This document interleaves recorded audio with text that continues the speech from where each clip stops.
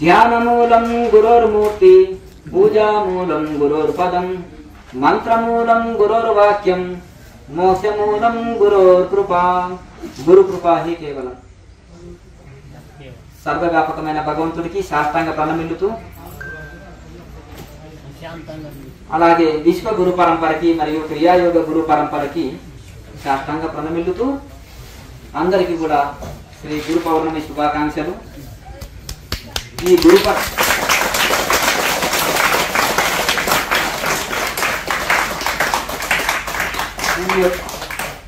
యొక్క గురు పౌర్ణమి సందర్భంగా విశ్వ గురు పరంపర యొక్క ఆశీర్వాదము మీ అందరిపైన, ఇక్కడికి వచ్చిన వారిపైన, రాని వారిపైన, సర్వ సృష్టిలో సర్వ జీవులపైన ఎల్లప్పుడూ ఉండాలని లోకా సమస్త సుఖినో భవంతని మనస్ఫూర్తిగా కోరుకుంటున్నాను। పరమేశ్వరుడు ఎంతో కరుణామయుడు। యదా యదా హి ధర్మస్య అని భగవద్గీత శ్లోక ప్రకారంగా ఎప్పుడైతే అధర్మము నశించి ధర్మం నశించి అధర్మము పెరుగుతుందో అప్పుడు సాక్షాత్తు భగవంతుడే అవతారం తీసుకొని వస్తాడు కనుక అలాగే తర్వాత ఎప్పుడైతే అజ్ఞాన తిమిరాంధస్య జ్ఞానాంజన శలాకయ చక్షురున్మీలితం యేన తస్మై శ్రీ గురవే, ఎప్పుడైతే అజ్ఞానము పెచ్చు పెరిగిపోతుందో అప్పుడు కూడా ఒక్కొక్క గురువుని భూలోకంలోకి భగవంతుడు స్వయంగా పంపిస్తాడు। అయ్యా మరి గురువులకు అందరికి మోక్షం వస్తే మళ్ళెందుకు జన్మ తీసుకుంటారని సామాన్యుల యొక్క అభిప్రాయం। మరి రామకృష్ణ పరమహంస వారు అంత తపస్సు చేశారు, మళ్ళీ జన్మ తీసుకుంటాను 200 సంవత్సరాల కింద అని ఎందుకు చెప్పారు? మలయాళ స్వామి మళ్ళీ ఎందుకు చెప్పారు జన్మ తీసుకుంటానని? మరి ఎందుకు వీళ్ళకంత మోక్షం దొరకలేదా అంటే, ఎంత గొప్ప వాళ్ళైనా రాజు అయినా తండ్రి ఆజ్ఞ తల్లి ఆజ్ఞ వింటారు, ఢిల్లీకి రాజు అయినా తల్లికి కొడుకు। అలాగే వాళ్ళ గురువులకి మర్యాద ఇచ్చి గురువుల ఆజ్ఞ వాళ్ళకు కొంచెమైనా వాళ్ళకి ఇష్టం లేకున్నా కొన్ని గురువు పైన గౌరవంతో వింటుంటారు। ఇప్పుడు వివేకానంద స్వామికి సమాధి స్థితిలో గడపాలి, తపస్సు చేసుకోవాలి, హిమాలయంలో కొండ గుహలో ఇష్టం ఆయనకి, నాకు ఈ పట్టుపరుపులు సుఖాన్ని ఇస్తాయా, హిమాలయంలో కొండ గుహలో తపస్సు చేసుకోవడం నాకు ఇష్టమని ఆయన ఎన్నోసార్లు ఆవేదన చెందాడు చెప్పారు। పరమహంస యోగానంద కూడా అట్లే చెప్పాడు। కానీ వాళ్ళ గురువు విదేశాలలో నువ్వు క్రియాయోగం వ్యాప్తి చేయకు అని పరమహంస యోగానంద గారికి ఆజ్ఞయించారు। వివేకానందుడికి లోకమంతా సేవ చేయి స్వార్థపరుడా, నిన్ను ఇందుకేనా చేరదీసింది ఇందుకేనా, పోయి లోక సేవ చేయిపో, తర్వాత అంత్యంలో నువ్వు నిర్వికల్ప సమాధి స్థితి నీకు అనుగ్రహిస్తున్నా, నువ్వు తరిస్తావు పో అంటాడు। అర్థమైందా? ఆ గురువు ఆజ్ఞని తీసుకునే ఆయన ఎంతో 6 సంవత్సరాలు పాడుబడిన బిల్డింగ్ లో సింగిల్ సిట్టింగ్ లో తపస్సు చేస్తాడు। ఆత్మానుభూతి పొందిన తర్వాత అప్పుడు వాళ్ళ గురువు ఆజ్ఞ గుర్తుకొచ్చి విదేశాలు వెళ్లి ఆధ్యాత్మికతను వ్యాప్తి చేస్తారు। ఆది శంకరాచార్యులు కూడా కొండ గుహలో తపస్సు చేసుకుని ఆత్మానుభూతి పొందిన తర్వాత వాళ్ళ గురువు గోవింద గౌడపాదులు ఆజ్ఞ వేస్తే అద్వైత ధర్మాన్ని అన్ని మతాలు ఒకటిగా నిలిపి అద్వైత ధర్మాన్ని స్థాపించుకో అంటే లోకసేవ కోసం వచ్చారు। అలాగే వారి ఇష్టంతో కాదు, పరమహంస యోగానంద గారు కూడా వాళ్ళ గురువు ఆజ్ఞ ప్రకారము క్రియాయోగ వ్యాప్తికి విదేశాలు వెళ్ళారు। ఆయన ఇష్టం కాదు, ఆయన కోరిక కాదు, ఆయన సంకల్పం కాదు, గురువు సంకల్పం। రామకృష్ణ పరమహంస సంకల్పమే విదేశాలు వెళ్లి ఆధ్యాత్మికతను వ్యాప్తి చేయడం। ఎవరు? వివేకానందుడు। యుక్తేశ్వరగిరి మహారాజు యొక్క సంకల్పమే పరమహంస యోగానంద గారు ప్రపంచ దేశాల్లో క్రియాయోగ వ్యాప్తి। స్వామి గోవింద గౌడపాదాచార్యుల యొక్క సంకల్పమే ఆదిశంకరాచార్యులు భారతదేశం అంతా స్వామి పాదాచార్య అయి 4 మఠాలు స్థాపించి అద్వైత ధర్మాన్ని శరణమతాన్ని స్థాపిస్తారు। భగవంతునంతా ఒకటే, పంచాయతమని పూజించండి, పంచదేవతలు విష్ణువు, అగ్నిదేవుడు, విష్ణువు, సూర్యుడు, అమ్మవారు, ఇట్లా మన శివుడు, ఇట్లా అన్ని యొక్క పంచదేవతలని అక్కడ పూజించవచ్చు ఒకే దగ్గర పెట్టి అని పంచాయతనమని స్థాపిస్తారు. అలాగే అద్వైత ధర్మాన్ని స్థాపిస్తారు. అలా ఒక్కొక్కసారి ఆ మహానుభావులు వాళ్ళు మోసస్థితి పొందినప్పటికీ కూడా భగవంతుడు సంకల్పం చేత, గురువుల సంకల్పం చేత తిరిగి వాళ్ళ శిష్యుడు జన్మ తీసుకొని లోకంలో వచ్చి మళ్ళీ లోక సేవ కోసం వస్తారు. వాళ్ళు చిన్నప్పటి సందే తపస్సు చేసి మళ్ళీ లోక సేవ చేసిపోతారు. కనుక వివేకానందుడు 100 సంవత్సరాలు చేయలేని పని 9 సంవత్సరాల్లో చేస్తారు. సంకల్పం పెట్టుకొని 9 సంవత్సరాల్లో నేను జీవిస్తాను, 9 సంవత్సరాల తర్వాత నేను మహాసమాధి చెందుతానని ఆయన తెలుసుకున్నాడు. జన్మరాశిని తెలుసుకొని ఆ 9 సంవత్సరాల లోపలనే 100 సంవత్సరాల పని చేసిపోయాడు. 1,00,000 మంది చేయలేని కార్యం ఒకటి చేసిపోయాడు. అంటే అది సంకల్ప బలం అన్నమాట, తపస్సు బలం. కనుక అదే విధంగా ఈ గురు పౌర్ణమి వ్యాసుల వారి జన్మదినాన్ని గురు పౌర్ణమిగా జరుపుకుంటాం. ఎందుకు వ్యాసుల వారి జన్మదినాన్ని గురు పౌర్ణమిగా తీసుకోవాలి అంటే, బ్రహ్మముఖం నుంచి వేదాలు వచ్చినాయి. అయితే ఆ వేదాలు అంతరించిపోయినప్పుడు మళ్ళా వ్యాస భగవానుడు విష్ణుమూర్తి స్వయంగా వ్యాసుడి అవతారం తీసుకొని మళ్ళీ ఆ యొక్క వేదాలని పునరుద్ధరణ చేశారు. ఇప్పుడు తపస్సు చేసి చిన్న పసిబాలుడు అప్పుడే తపస్సు వెళ్ళి ఆయన తిరిగి మన వేదాలని తపోశక్తి వలన తిరిగి ఆ వేదాలని పునరుద్ధరించారు. తర్వాత ఆయన ఏం చేశారు, 18 పురాణాలు రాశారు. తర్వాత ఎన్నో శాస్త్రాలు రాశారు. రాసిన తర్వాత కూడా ఆయనకు తృప్తి కలగలేదు. భక్తిపరమైన శాస్త్రం రాయలే కనుక భారతాన్ని రాశారు. తర్వాత 18 పురాణాలు రాశారు. వారికి తృప్తి లేక ఎందుకు నా మనసులో శాంతి ఇంకా తృప్తి కలగలేదని చూస్తే అప్పుడు భాగవతాన్ని రాసినాక ఆయన తృప్తి భక్తి ద్వారానే తృప్తి.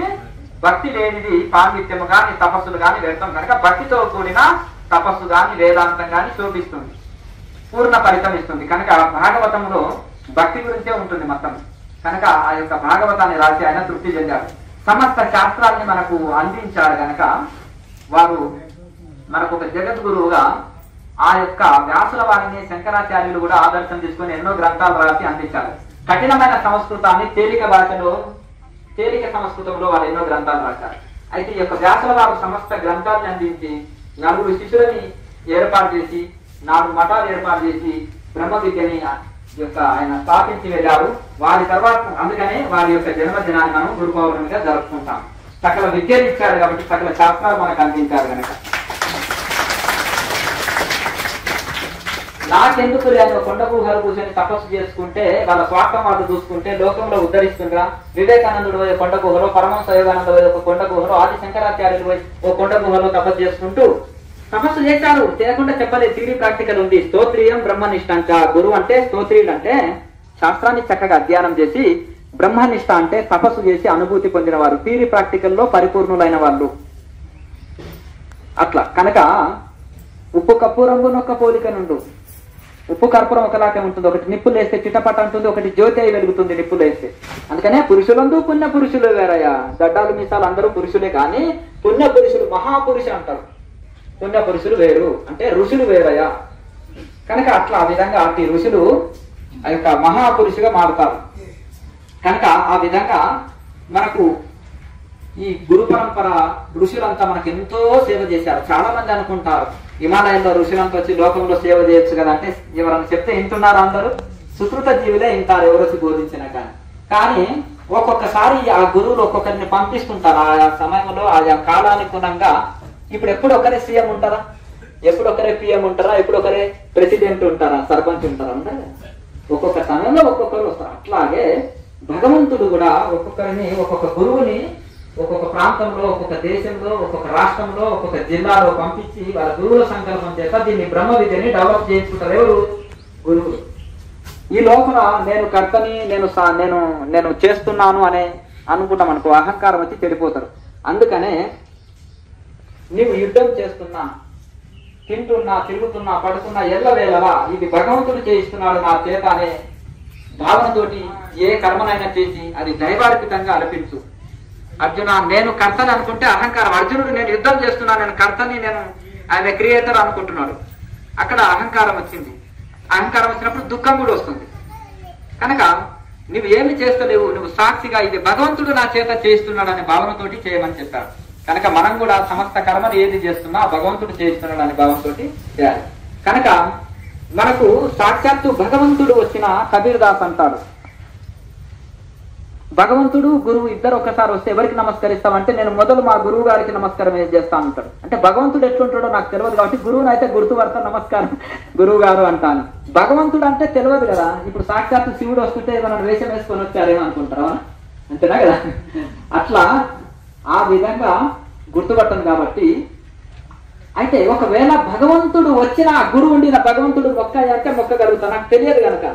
ఇప్పుడు తండ్రి ఆర్మీలోకి వెళ్ళిండు, తల్లి గర్భవతిగా ఉంది, తండ్రి ఆర్మీలోకి వెళ్ళిండు. ఒక 5 సంవత్సరాల తర్వాత వచ్చాడు ఆయన. గణపతి విఘ్నేశ్వరుడే తండ్రిని గుర్తుపట్టలేదు. నీవెవరు మా ఇంట్లో పోతున్నావు, మా అమ్మ స్నానం చేస్తుంది, నీవెవరు పోతుంటే నా ఇంట్లో పోవడానికి నీవెవరు పక్కకి తప్పుకో అంటాడు. అంతేనా కదా. నేను అట్లా అని గణపతికి తండ్రికి లడాయి జరిగిందా జరగలేదా యుద్ధం?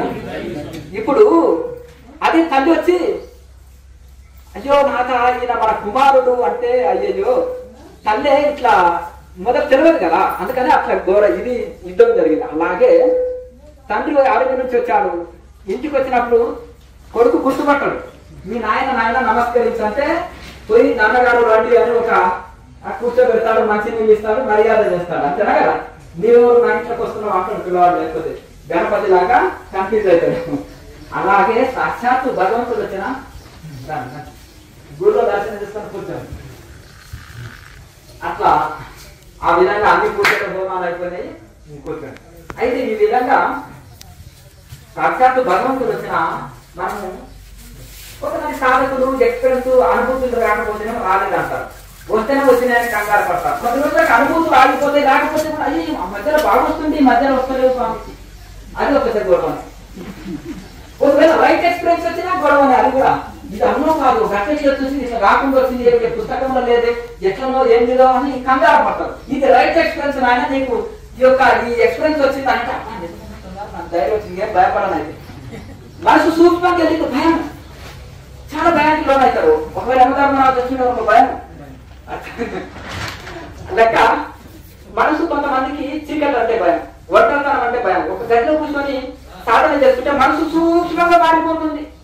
చాలా సూక్ష్మం అంటే వాళ్ళకు మొదటి భయం ఒంటరితనము, ఏకాంతము, చీకటి అంటే భయం. ఇంకా వీళ్ళు భయం వేస్తుంది, నేను చనిపోతానే మన మరణ భయం వస్తుంది యోగం చేసే వాళ్ళకు ప్రాథమికలో, అంతేనా కదా. కనుక ఆ మరణ భయం కలుగుతుంది. ఆ భయం నుంచి గురువు ధైర్యం చెప్పి ఇది రైట్ ఎక్స్పీరియన్స్, ఇది వస్తుంది, నాకు కూడా వచ్చింది. ఓ 10 మందిని కన్నా తల్లి ఏం చేస్తుంది, కొత్తగా కానబోయే అమ్మాయికి భయపడకమ్మా, లోపల పిల్లగాడు ఉన్నాడు, టక్ సౌండ్ చేస్తాడు, ఇక్కడక్కడ వాళ్ళు కదులుతుంటాడు, అంతే లోపల పిండము ఏం కాదు నీ బాబు అని ధైర్యం చెప్పింది అనుకో, ఆ ధైర్యం ఉంటది. నేను 10 మందిని కన్నమ్మా, నాకు బాగా ఎక్స్పీరియన్స్ ఉంది.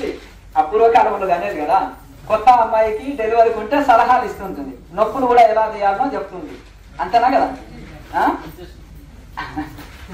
అట్లా ఈ విధంగా తాతకు దగ్గ నేర్పన అవసరం లేదు. మగవాడు ఊహు అని తాత కపం ఇట్లా అని అంటున్నాడు, అట్లా నవ్వుకుంటాడు. ఒరే నువ్వు నాకు దగ్గ నేర్పుతున్నావా, దగ్గు దమ్ము ముసల్తానం ఉంటుంది కదా సీనియర్ అలా ఎక్స్పర్ట్ వాళ్ళు. కనుక అలాగే ఇది కూడా గురువు అనేది ఏంటంటే, అందుకని అజ్ఞాన తిమిరాందశ జ్ఞానాంజన శలాకయ చక్షుని మిళితం ఏనా తస్మై శ్రీ. అజ్ఞానం అనే తిమిరం అనే రోగము చుట్టుకున్నది. మన శరీరానికి రోగం వస్తే డాక్టర్ మందిస్తాడు, భవరోగం పుట్టడం సావడం అనే రోగానికి గురువు మందేస్తాడు. అదే క్రియాయోగం, అదే వేదాంతం, అదే భక్తి. కనుక ఈ విధంగా మనకు ఈ యొక్క చర్మనేత్రానికి డాక్టర్ ఆపరేషన్ చేస్తాడు త్వర వస్తే, కానీ జ్ఞాన నేత్రం మూయబడితే ఆపరేషన్ గురువు చేస్తాడు. అది ఎట్లా అంటే ఆ గురువు దానికి ఒక అంజనం ఇస్తాడు. ఆ అంజనం ఇచ్చినప్పుడు దాన్ని వేసినట్లయితే కంటి పొర, ఇప్పుడు కూడా ఒక డ్రాప్ వేస్తే ఆపరేషన్ అయిపోతుంది కంటికి. ఇప్పుడు కొత్త టెక్నాలజీ, ఒక డ్రాప్ కంటిలో వేస్తే కంటిలో పొర వెళ్ళిపోతుంది, ఇప్పుడు లేటెస్ట్ టెక్నాలజీ. అలాగే మరి జ్ఞాననేత్రానికి ఎవరు వేయాలి డ్రాప్ చెప్పండి. అయితే సూర్యుడు ఉన్నాడు కానీ కనిపిస్తలేదు, మేఘాలు ఉన్నాయి, ఆ మేఘాలు దొరికితే సూర్యుడు కనిపిస్తాడు. అలాగే వాయువు చేత గాలి వీసినప్పుడు మేఘాలు దొరుకుతాయి, గాలివానయా అంటారు. అంటే ఎక్కడ కురిస్తే అక్కడనే పోతుంది వాన, గాలివాన అంటారు పల్లెటూరు. ఎందుకంటే ఎక్కడ గాలి వీస్తే మేఘాలు అక్కడనే పోయి ఆ ఊర్లోనే పడతాయి. గాలివాన ఏం చేస్తాం అంటారు, ఇక్కడ ఉంటది, ఇంకో తానే ఉండదు, పక్క ఊరిలో ఉండదు. గాలివాన ఎక్కడ వీస్తే గాలి అక్కడే ఇది ఉంటుంది. కనుక ఆ విధంగా మరి ఆ గాలి ద్వారా మేఘాలు వెళ్ళిపోయి సూర్యుడు కనిపించినట్టు ఇక్కడ ఈ గాలి ద్వారా ప్రాణాయామ ద్వారా కూడా ఈ యొక్క ప్రాణశక్తి వలన కుండలిని మేలుకొలిపి ఈ ప్రాణాయామ వలన కేవల కుంభకం వలన కూడా అజ్ఞానం అనే జ్ఞాన నేత్రానికి ఉండే ఆ పొర తొలగిపోతుంది. ఆ మేఘాలు తొలగిపోతాయి. తొలగిపోయినప్పుడు అప్పుడు జ్ఞాన భాస్కరుడు కోటి సూర్యుల తేజమైన ఆత్మ జ్యోతి ప్రకాశము అనుభవంలోకి వస్తుంది. కనుక ఆ విధంగా అందుకనే తమసోమా జ్యోతిర్గమయ అంటారు. తమస్సు అజ్ఞానము, చీకటి అనే అజ్ఞానము నుంచి మమ్మల్ని జ్యోతిలోకి తీసుకొని వెళ్ళు, అసత్తు నుంచి సత్తులోకి తీసుకువెళ్ళు. అసత్ అంటే ఏంటిది? ఇక్కడ అసత్ భావము అంటే నాస్తిక భావం నుంచి ఆస్తిక భావంలోకి తీసుకెళ్ళు ఓ పరమేశ్వర మమ్మల్ని. అలాగే అసతోమా సద్గమయ, తమసోమా జ్యోతిర్గమయ, తమస్సు అజ్ఞానము నుంచి తొలగించి మమ్మల్ని జ్ఞానం అనే జ్యోతిలోకి తీసుకొని వెళ్ళు. మృత్యోర్మా అమృతంగమయ అంటే మా మృత్యు భయం తొలగించు, ఆ మృత్యువు నుంచి అమృతత్వంగా చేయి. ఇప్పుడు మహాతార్ బాబాజీలు మృత్యువుని జయించి అమృతత్వం పొందారు. అమృతత్వం అంటే మోక్షస్థితి, అంటే మరణాన్ని కూడా జయించారు వారు. కనుక ఆ విధంగా మా యొక్క మృత్యు భయం తొలగించి మృత్యువు నుంచి అపమృత్యువు నుంచి మృత్యుంజయులుగా మమ్మల్ని మార్చు. కనుక ఆ విధంగా మనకు అది ఎప్పుడు ఎట్లా సాధ్యమవుతుంది? మార్కండేయుడు ఉన్నారు, 12 ఏళ్ళ ఆయుష్ బాలుడు, చిరంజీవిగా ఎలా మారాడు? తపస్సు వలన క్రియాయోగ అభ్యాసం చేశాడు, మహామృత్యుంజయ మంత్ర జపం చేశాడు, నిరంతర సాధన చేశాడు. కనుక ఈ యోగాన్ని పార్వతీమాతకు పరమేశ్వరుడు శివ సంహితలో చెప్పారు. పతంజలి మహర్షి పతంజలి సూత్రాల్లో చెప్పారు. బాబాజీ మహారాజు పతంజలి మహర్షి శిష్యుడు. అర్థమైంది కదా?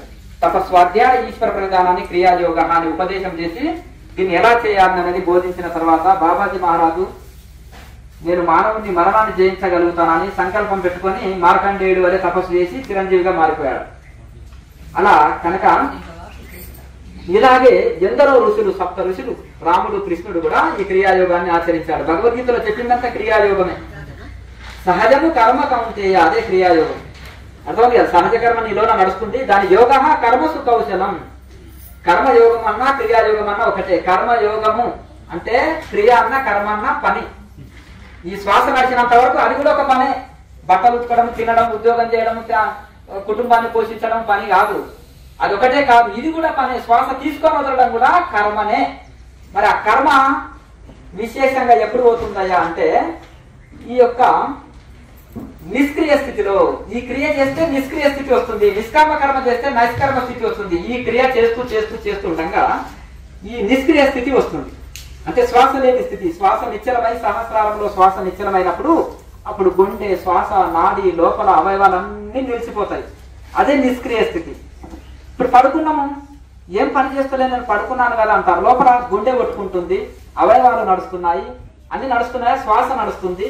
మరి కర్మ ఏం చేయకుండా పడుకొని కూడా నువ్వు కర్మ జరుపుతున్నావు. కానీ సమాధి స్థితిలోనే నిష్క్రియ స్థితి. నిష్క్రియ స్థితి అంటే నిర్వికల్ప సమాధి స్థితి. అక్కడ శ్వాస ఎప్పుడైతే ఆగుతుందో లోపల అవయవాలు ఆగిపోతాయి. మెయిన్ బంద్ చేసినాం అనుకోండి, ఆఫ్ చేసినాం అనుకో, ఇంట్లో అన్ని పరికరాల్లో అంతే. అలాగే ఇక్కడ మెయిన్ అనేది శ్వాస, అది నిలిచిపోయింది అనుకో లోపల అన్ని అవయవాలు ఆగిపోతాయి. ఇక అప్పుడు అది నిష్క్రియ స్థితి, అదే సమాధి స్థితి, మోక్ష స్థితి. కనుక అప్పటి వరకు ఇంకా జరుగుతూనే ఉంటుంది. నేను ఏం పని చేస్తలేను అంటే తిండి తినడము, పడుకోవడము, ఈ బట్టలు ఉతుకోవడము, తినడము, ఇది కూడా పనే. అంతే. స్నానం చేయడం ఇవన్నీ ఉంటాయి కదా, నిత్య నైమిత్తిక కర్మలు, అవన్నీ కూడా కర్మలే. అసలు శ్వాస తీసుకొని వదలడమే కర్మ అంటే ఇక్కడ. మరి ఆ శ్వాస కూడా క్రియ చేస్తూ చేస్తూ నిష్క్రియ స్థితిలోకి వెళ్ళాలని అట్టి యోగాన్ని ప్రపంచమంతా అందించి మరి పతంజలి మహర్షి ఉపనిషత్తుల ఋషుల దగ్గర నేర్చుకున్నాడు. అది అన్ని పతంజలి సూత్రాలు రాశారు. ఉపనిషత్తు సారమంతా తీసి తర్వాత బాబాజీ మహారాజు ఒక శిశువుని తయారు చేసి పతంజలి మహర్షి ప్రపంచంలోకి చేస్తే ఆయన హిమాలయాల్లో తపస్సు చేసి చిరంజీవిగా మారి ఈ ప్రపంచంలో గృహస్థులు ఎక్కువ ఉంటారు, అందరికీ యోగం అందాలని లాహిరి మహాశయాన్ని ఎంచుకొని వారి ద్వారా ప్రపంచ వ్యాప్తి గాంచారు. ఒక యోగాత్మకతలు ఎందరో గృహస్థాశ్రమంలో ఉన్న గురువులు ఉన్నారు. వాళ్ళు మహాసిద్ధ యోగులుగా మారారు. ఎట్లా? ఫ్యామిలీ లైఫ్ లో, పట్టణ జీవితంలో ఉంటూ మేము ఎంతో సంసారం స్వాములకు తెలుస్తుంది. సంసారం ఒక రోజు ఇంటిలోని కోరు ఇంతంత కాదా, కంటిలోని నలుసు కాలిముళ్ళు, చెప్పులోని రాయి చెవులోని జరుగా, కంటిలోని నలుసు కాలిముళ్ళు, ఇంటిలోని కోరి ఇంతంత కాదా అంటారు. ఇప్పుడు చెప్పులో ఇరికిన రాయి ఇబ్బంది పెడుతుంది, కంటిలో పడ్డ నలుసు భయంకరంగా బాధ పెడుతుంది, కడుపులో నొప్పి తెలియంది. అట్లా ఈ ఇంట్లో పోరు కూడా ఇంతంత అని చెప్పనికి లేదు. అలాగే ఈ సంసారులకు అనుభవిస్తే తెలుస్తుంది స్వామి, ఉద్యోగం చేసి పిల్లలను పోషిస్తే తెలుస్తుంది అంటారు. మరి లాయరి మాసే 4 పిల్లలు కుటుంబం ఉద్యోగం చేస్తూ ఒక ఋషి ఎట్లా కాగలిగాడు? సంకల్పము పెట్టుకొని, సప్త ఋషులు కూడా గృహస్థాశ్రమంలో ఉన్నారు. అయితే సంకల్పము పెట్టుకొని సమయ పాలన, డిసిప్లిన్, క్రమశిక్షణ, సమయ పాలన, వైరాగ్యము, శరణాగతి, నేను ఈ జన్మలనే కడతీరాలి, మోక్షం కోసం శరీరం తీసుకున్నాను, నేను తప్పకుండా మోక్షం పొందాలనే దృఢ సంకల్పము, దృఢ వైరాగ్యము కలిగి ఉండి బాధ్యతలని నీటి మీద తామరాకు మీద నీటి బొట్టులాగా కుమ్మరి పురుగు బురదలో ఉండి బురదలంటున్నట్టుగా వ్యవహారాలు నడుపుతూ ఎల్లవేళల సాధనలో గడిపే వాళ్ళ గురువులు, ఉపయోగాత్మకత గురువులు. రిటైర్డ్ అయిన తర్వాత నాగేంద్ర బాదురి మహాశయ గారు, అలాగే మన యుక్తేశ్వరగిరి మహారాజు గారు, రామ్ గోపాల్ మంజుదార్ గారు, నాగేంద్ర బాదురి మహాశయ 40 సంవత్సరాలు కడప దాటలే. ఇంటిలో నుంచి కడప దాటలే 40 సంవత్సరాలు. రిటైర్డ్ అయిన తర్వాత వాళ్ళు 100 సంవత్సరాలు జీవించారు. 60 సంవత్సరాలకి రిటైర్ అవుతారు కదా, 40 సంవత్సరాలు కడప దాటాలి వాళ్ళు. ఉత్సవాలు అవుతున్నాయి స్వామి చూడండి అంటే, లోపల ఉత్సవాలు చూస్తున్నాను ఆయన. విశ్వరూప సందర్శన యోగం లోపల జరుగుతుంది, బయటి సందర్శనం అక్కర్లేదు. లోపల యోగి విశ్వరూప సందర్శనం జరుగుతుంది. అర్జునుడు ఒకటే కాదు, ఆ విశ్వ విరాట్ స్వరూపాన్ని ప్రతి యోగి దర్శిస్తాడు కూటస్థ చైతన్యం దర్శించినప్పుడు. కనుక ఆ విధంగా లోపల ఇన్నర్ వరల్డ్ ఉంది ఒకటి, బయట వరల్డ్ కాకుండా ఇన్నర్ వరల్డ్. అది ఎవరికి పరిచయం లేదు. బయట ఇంజనీరింగ్ చేస్తున్న పీజీ లోపల ఒకటి ఉంది, పీజీ పిహెచ్డి చేసేది. అది ఋషులంతా చేశారు లోపల పిహెచ్డి, ఇన్నర్ పిహెచ్డి.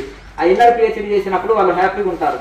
బయట 4-5 పిహెచ్డీలు చేసినా ఇన్నర్ పిహెచ్డి చేయకపోతే దుఃఖం తప్పదు, అశాంతి తప్పదు. కనుక అశాంతస్య కుతస్థుతం. చదువులన్నీ చదివి చావంగానేటికి చావు తప్పే చదువు చదవలేము, అంతేనా కదా. ఆ చావు తప్పే విద్యనే బ్రహ్మ విద్య, అదే క్రియాయోగం.